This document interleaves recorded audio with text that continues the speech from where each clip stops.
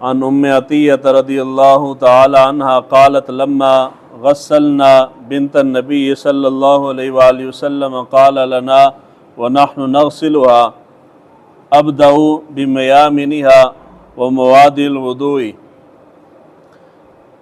हज़रत उम्मे अतिया रदियल्लाहु तआला अन्हा आप रिवायत करती हैं कि हम हुज़ूर सल्लल्लाहु अलैहि वसल्लम की शहज़ादी को गुस्ल दे रहे थे, तो हुज़ूर सल्लल्लाहु अलैहि वसल्लम तशरीफ़ लाए और आपने फरमाया कि गुस्ल का आगाज़ जो है वो दाईं तरफ से करो और आज़ाए वज़ू से करो। इस हदीस मुबारका में और कल जो बयान हुई है उसमें भी मैयत को गुस्ल देने का बयान है। आज मैयत को गुस्ल देने का तरीका हम सीखेंगे। पहले मैं इख्तिसार के साथ मुख्तसर बयान करता हूँ, उसके बाद प्रैक्टिकल यहाँ आपके सामने करूँगा। मैयत को गुस्ल देने का तरीका बिल्कुल आसान सीधा सादा है, उसके अंदर कोई मुश्किल नहीं है।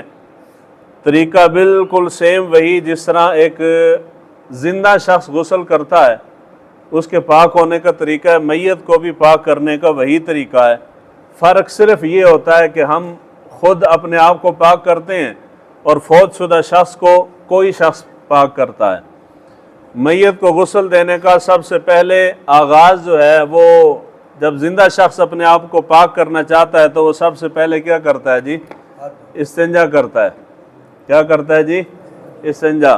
तो मैयत को भी जब हमने गुस्ल देना है तो सबसे पहले इस्तिंजा करवाया जाता है मैयत को। दूसरे नंबर पे होता है जी वज़ू करना। जिस तरह नमाज का वज़ू होता है इसी तरह वज़ू किया जाएगा। तो मैयत को भी मुर्दे को भी उसी तरह वज़ू करवाया जाएगा जिस तरह नमाज के लिए वज़ू किया जाता है। उसके बाद ज़िंदा शख्स के गुस्ल का तरीका ये है कि वो पहले दाएं कंधे पे और फिर बाएं कंधे पे और फिर पूरे जिस्म के ऊपर पानी बहाएगा। तो मुर्दे को गुस्ल देने का भी यही तरीका है कि वज़ू करवाने के बाद उसके दाएं कंधे पे फिर बाएं कंधे पे फिर पूरे जिस्म के ऊपर पानी बहाना है। एक मरतबा पूरे जिस्म के ऊपर मैयत के मुर्दे के पूरे जिस्म के ऊपर पानी बहाना ये लाजम है और 3 मरतबा बहा दें तो ये सुन्नत है। अब ज़रूरी नहीं कि सिर्फ 3 मरतबा ही बहाया जाएगा, 3 मरतबा से ज़्यादा भी ताक अदद में। ये कल की हदीस मुबारका जो गुजरी है उसके अंदर बयान था कि ताक अदद में उसको गुस्ल दिया जाए, यानी 3 मरतबा नहीं, आप ज़्यादा गुस्ल देना चाहते हैं तो 5 मरतबा दे लें, 7 मरतबा दे लें, इस तरह ताक अदद के अंदर गुस्ल देना ये बेहतर है।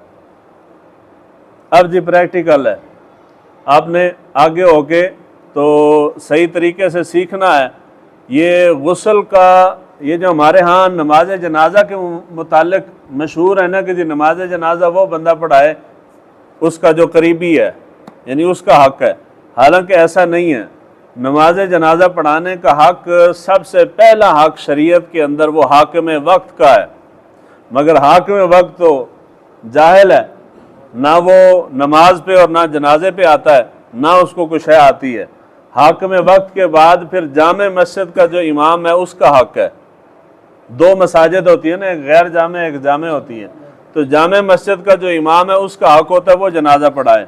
अगर वो मौजूद नहीं है तो फिर गैर जामे मस्जिद का जो इमाम है वो जनाजा पढ़ाएगा। अगर वो भी मौजूद नहीं है तो फिर मैयत के करीबी कोई भी रिश्तेदार जो पढ़ाना चाहे उसका अजीज़ वो पढ़ा सकता है। गल समझ आई जी? लेकिन गुस्ल के अंदर हुक्म यह है कि गुस्ल देने वाला उसका करीबी शख्स हो। जनाजे के अंदर हुक्म नहीं है, गुस्ल के अंदर हुक्म यह है कि गुस्ल वो शख्स दे जो उसका करीबी बंदा है। अब उसकी हिकमत क्या है? हिकमत यह है कि हम हैं कमज़ोर अकीदे के बंदे, जिस्म के अंदर इंसान होने के नाते बहुत सारे ऐब नकाइस मौजूद होते हैं जो इंसान अपनी सारी ज़िंदगी छुपाता है। ठीक है जी, जब फौत हो गया तो जाहिर बात है कपड़े उतरने हैं। अगर कोई बंदा पेशावर बंदा होगा गुस्ल देने वाला, जिस तरह के हमने रखे हैं हर इलाके में, गांव मोहल्ले में एक बंदा होता है, एक औरत होती है जो गुस्ल देती है, सबको दे देती है। अब गुस्ल देने वाली वो है, उसका कोई ताल्लुक मर्द या औरत के साथ नहीं है, वो अपनी तरफ से उसके साथ दुश्मनी हो तो वो कोई भी बात बना के उसके मुतालिक मशहूर कर दे, उसकी औलाद क्या कर सकती है? कोई बंदा गवाही दे सकता है कि जी मेरे बाप के जिस्म में फलां ऐब था या नहीं था? कौन दे सकता है? यानी औलाद ने थोड़ी बाप के जिस्म को देखा है, या बेटियों ने थोड़ी माँ के जिस्म को देख रखा है। कोई भी कहानी बना के वो मशहूर कर दे तो औलाद जो है वो मुंह निकालने जोगी नहीं रहेगी। इसलिए हुक्म यह है कि उसकी सगी औलाद दे, करीबी रिश्तेदार जो हैं वो दें, ताकि अगर कोई जिस्म के अंदर कोई ऐसा मसला होगा भी तो रिश्ता करीबी होने की वजह से, मोहब्बत होने की वजह से वो किसी से बयान नहीं करेंगे। और हुक्म भी यही है कि जब कोई बंदा फौत हो जाए उसके अंदर 1000 ऐब हों। एक तो है ना झूठ मंसूब करना, वो तो गुनाह कबीरा में से है, हो भी तब भी हुजूर ने फरमाया कि उसके मुतालिक बात ना करो। बस बंदा चला गया दुनिया से, बस बात खत्म हो गई। अगर उसका जिक्र करना है तो कोई अच्छाई, कोई खूबी, कोई नेकी बयान कर दो। अगर उसके अंदर ऐब था तो फिर वो ऐब बयान ना करो। तो इसलिए सबसे पहला हक ये है कि अगर कोई घर के अंदर फौत होता है तो घर वाले खुद उसके करीबी रिश्तेदार जो हैं वो उसको गुस्ल दें। मर्द फौत हुआ है तो मर्दों में से को गुस्ल दे, औरत फौत हुई है तो घर की औरतों को गुस्ल देने का तरीका आना चाहिए। आप यहाँ सीखेंगे, मैं दोनों का तरीका आपको बताऊंगा, मर्द को किस तरह देना और औरत को क्या देना है। और ये घर जाके आपने अपने घर की खवातीन को बिठा के इसी तरह जिस तरह मैं आपको समझाऊंगा, इसी तरीके प्रैक्टिकल, अगर कोई बंदा आगे लेटने के लिए तैयार ना हो तो को गुड़िया, बालू शालू या सराहना रख के उसको समझा दें। औरतों को समझाएंगे और उसके बाद इस बात के ऊपर सख्ती से पहरा देना है कि आपके फैमिली के अंदर कोई बंदा फौत हो तो खुद गुस्ल दें, किसी पेशावर बंदे को नहीं बुलाना। कोई बंदा आ जाए आगे, आज गुस्ल दे, कल कफन पहनाने का सिखाया जाएगा। सब तो पहले जिस वक्त असी मैयत नू गुस्ल देने वास्ते तैयार करना है तो सब तो अहम ते बुनियादी शै, अगर उसका ख्याल नहीं करोगे तो वह गुनाह है और बड़ा शदीद गुनाह है। वो की है कि पर्दे का एहतमाम होना चाहिए। चाहे मर्द होवे मैयत, मुर्दा मर्द होवे या औरत की मैयत होवे, पर्दा लाजमी है। पर्दे तो मुराद है जितने लोग गुस्ल देने वास्ते जरूरी ने उन्होंने तो इलावा कोई बंदा उत्ते खड़ा ना होवे। जिस तरह कबर तक कर दिया ना, जो कबर के उत्ते जमघटा बना के सारे मेला ला के जो मौत के खूह ते खड़े हो तुसी, इस तरह नहीं। गुस्ल देने वास्ते भी इस तरह सारी औरतां जमा हो जांदियां उत्ते खड़ी होंदियां ने, जी गुस्ल दे रहे हैं। मर्द का गुस्ल है तो मर्द सारे खड़े हो जाते हैं। ये जिस तरह जिंदा शख्स की शर्मगाह नू देखना गुनाह, इसी तरह मुर्दा नू भी इसी तरह देखना गुनाह है। तो कोई भी गैर जरूरी बंदा गुस्ल देंदे होया खड़ा नहीं होने देना, औरत होवे तां भी ते मर्द होवे तां भी। फिर यह है कि उसनू खुले च गुस्ल नहीं देना, किधर साइड ते छुपा के किसी कोने या कमरे शमरे च गुस्ल देना। नंबर ते कल हदीस मुबारक च बयान होया जरा पानी होएगा वो पानी किस तरह, केरे पानी नाल गुस्ल देना है? हाँ, पानी गर्म कर लेना है, उसके अंदर बेरी दे पत्ते डालने ने, बेरी दे पत्ते डाल के उस पानी दे नाल उसनू गुस्ल देना। हल्का हल्का गर्म पानी होवे, ठंडे पानी नाल गुस्ल नहीं देना। उसकी वजह यह है कि जिस वक्त इंसान फौत होता है तो खून की हरकत रुक जाती है, जिसम जामद हो जाता है, आकड़ जाता है, फिर गुस्ल देना जरा मुश्किल होता है। तो जिस वक्त गर्म पानी नाल देंगे तो आजाद रहने और नरम हो जाएंगे। ठीक हो गया जी। कफन के अंदर कल मैं कफन लैके आवागा। कफन के अंदर 2 थैलियां होंदियां, अगर थैलियां ना हो तो दस्ताने ग्लव्स वगैरह बाजार तो दुकान तो मिल जाते हैं। वो ग्लव्स पा के ते उस दे नाल सब तो पहले मैयत नू इस्तंजा करवाया जाता है। इस्तंजा कराने तो पहले जिस वक्त असीं उसनू लिटा लिया, औरत दा सारा जिसम जरा वो शर्मगाह है, मर्द दा शर्मगाह जिहड़ी है गोडियां तो लैके नाफ तक, यानी ये हिस्सा छुपाना फर्ज है। अगर ए हिस्से दे उत्ते कपड़ा नहीं होएगा तो गुनाहगार होवोगे जिहड़ा गुस्ल करा रहा। औरत दा ए पैरों तो लैके ते सीने तक सारे दे उत्ते कपड़ा रख के फिर गुस्ल कराना है। समझ आ रही जी? मर्द दा कित्थे तक रखना कपड़ा?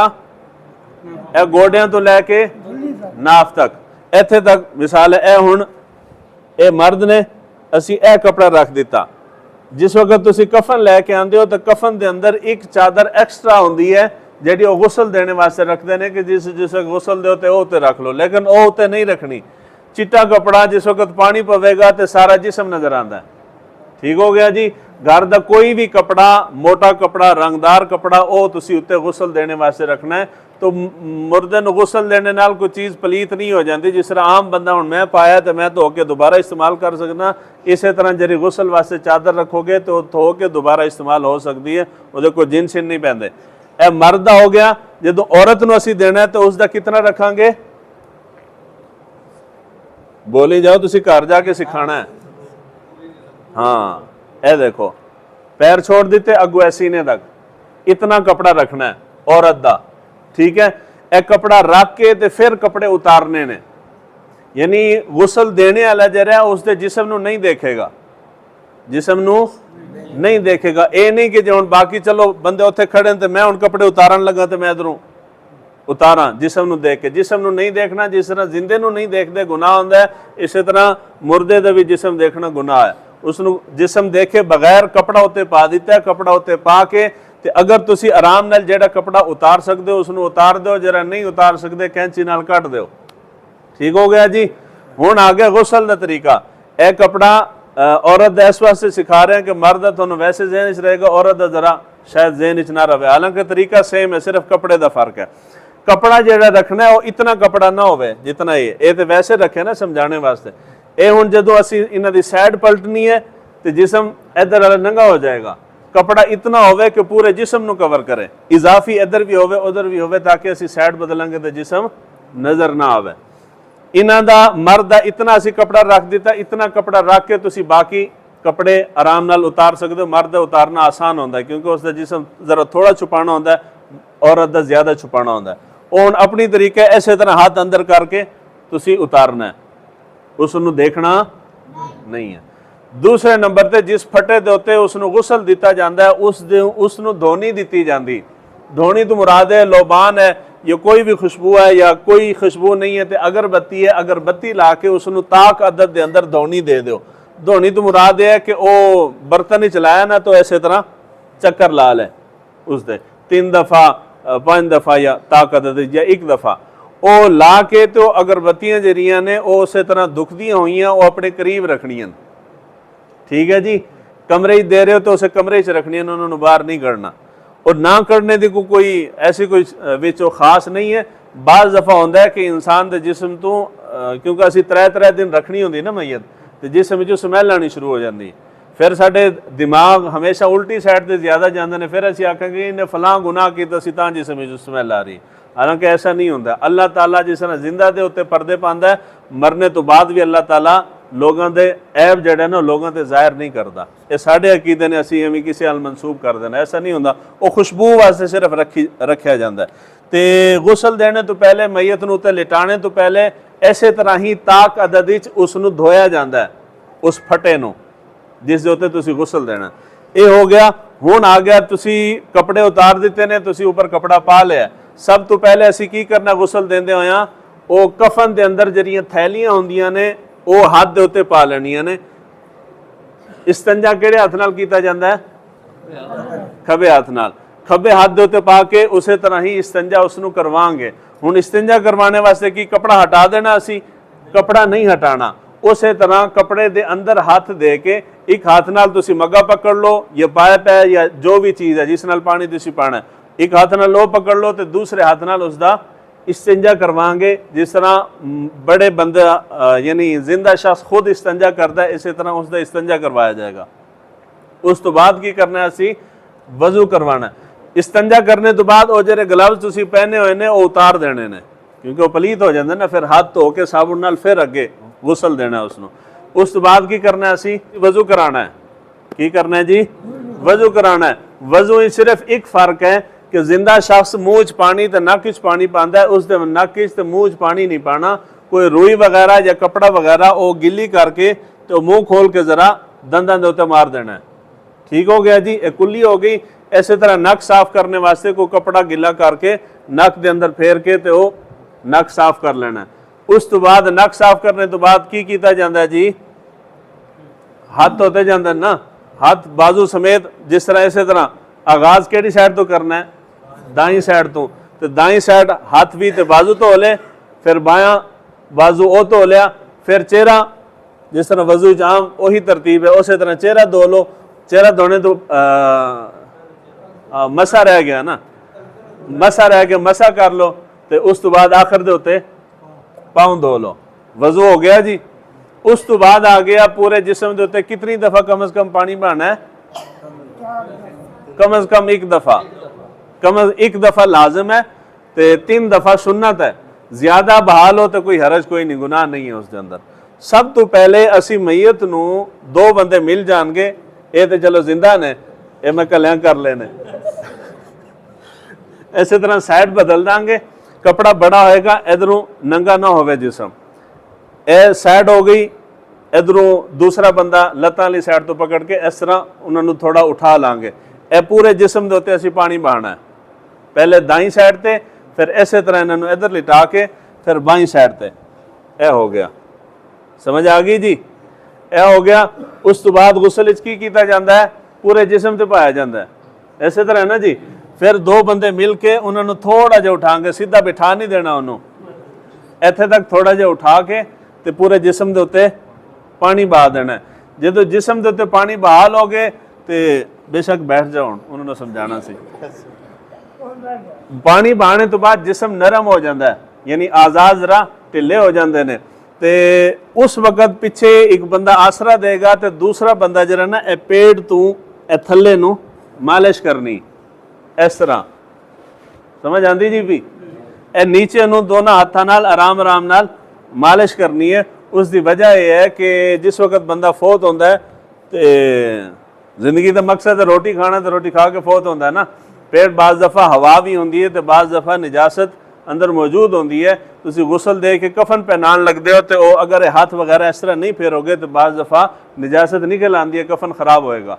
इस वास्ते हाथ फेर के मुमकिन है अगर निजासत निकल आवे, हाथ फेरने तो बाद दोबारा उस तरह जिस तरह इस्तंजा करवाया जाता है उस तरह इस्तंजा एक दफ़ा पानी बहा दो, तसल्ली कर लो, पूरा बह जाए पानी, अगर निजासत है तो वो भी निकल जाए। ये हो गया गुसल जेड़ा कि जरूरी है, समझो हो गया। बाकी रह गया जी साबुन लाना है, वो थोड़ी अपनी मर्जी है, तुसी साबुन लाओ तुसी ना लाओ, कोई भी तरीका। साबुन ला के तो इस तरह जिस तरीके नाल गुसल दिता गया इस तरीके नाल ही दाई साइड के उत्ते पानी बहांगे, फिर बाई साइड के उत्ते फिर इस तरह बिठा के पूरे जिसम के उत्ते पानी बहा देंगे। कल की हदीस मुबारक एक चीज़ रही, कल की हदीस मुबारक आखिर एक शय सी, हजूर ने फरमाया सी कि गुसल देने तो बाद उन्होंने उत्ते काफूर मलना है। जिन्हों को कफन तुसी खरीदते हो काफूर मिलती है टिक्की नाल छोटी जी, ओ बेहतर होंगे पंसार को लो तो खालिस होंगी है, जिन्हें कफन वाले ने पेशावर होंगे ने एवं ना ही होंगे, खुशबू नहीं होंगी। मुराद है कि खुशबू होवे। खुशबू जी है वो आज़ाए वजू के उत्ते या आज़ाए सजदे के उत्ते वो खुशबू लाई जाती। मिसाल आज़ाए सजदा साढ़े केड़े ने, पेशानी थले सजदे च लगती ना, पेशानी के उत्ते काफूर ला दिता, नक लगता है नक के उत्ते थोड़ी जी ला दी, बंदे की दाढ़ी है दाढ़ी के उत्ते काफूर थोड़ा जिहा ला दिता, हाथ लगते हैं हाथों के उत्ते ला दिता, गोडियां ते पैरों के उत्ते थोड़ी थोड़ी वो काफूर पाउडर होंदा है, टिक्की होंदी है, उस दे नाल वो तुसी काफूर ला दो। अगर तुहानू ऐसी कोई खुशबू टिक्की वगैरह कस्तूरी नहीं मिली तो आम अतर जिहड़ी होंदी है वो ला दो, ए स्प्रे नहीं लियावनी, ये तुहाडे जिंदा वास्ते है। वो खुशबू लग गई तो उस बाद हजूर ने फरमाया सी कि काफूर जड़ा उस दे नाल रख दो, को थोड़ा बच गया तो जिस वक्त कफन तुसी पहनाओगे तो कफन दे नाल रख देना। ये साडा गुसल जड़ा है मुकम्मल हो गया। ये जिसम दे नालों कोई भी चीज़ अलग नहीं करनी। बाल वधे हुए ने कट नहीं सकते, नाखून वध गए ने नहीं कट सकते। हर वो चीज़ जड़ा जिसम का हिस्सा है वो मैयत दे जिसम मुर्दे दे जिसम तो जुदा नहीं करनी। अगर गलती नाल मिसाल है मुछां वधी हुई सन मूँह तक आई सन तुसी कट दिता, बाद तुहानू मसला पता लगा वो बाल जमा करके कफन के अंदर नाल रखने पैने। कोई भी चीज़ जिसम जेड़ा जिसम का हिस्सा है वो नहीं जुदा करेंगे। इजाफी चीज़ लगी वो बंदा बीमार सी तो ड्रिप वगैरह या कनोला या टेप वगैरह या कोई टांका शांका या इस तरह की चीज़ लगी है वो तुसी हटा सकते हो।